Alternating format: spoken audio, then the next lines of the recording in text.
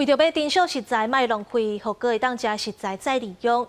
新竹市农产运销公司宣布，进前受到疫情影响，停办3档的爱心食材分享活动，为8月初10恢复供应。未来阁会提供给社区的弱势家庭。各类菜、菜头、各金蕉、芭乐，这些水果拢是准备免费提供给有需要的弱势家庭。受疫情影响，已经停办3年的新竹市爱心食材分享活动，总算恢复正常。未来要提供全新竹市27个共产食堂以及爱心分享冰箱使用。在平常那个采购的这一些蔬果的那个经费上面，应该就会有一些结余了哈。那结余的话，我们就可以在这些结余的钱拿来，例如像我们带老人家办的户外活动。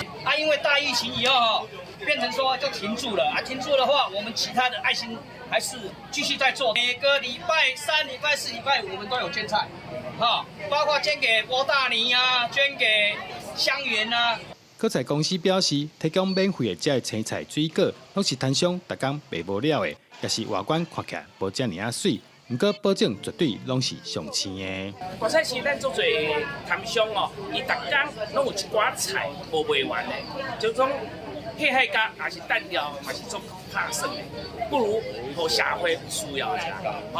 这绝对不是蠢的菜，这绝对是上新鲜、上青的。未来逐礼拜四，市场拢会传好爱心食材，互社区的爱心食堂，透过爱心活动，减少食物无浪费。更较重要的是，会当帮助有需要的人。记者刘君豪，新竹报道。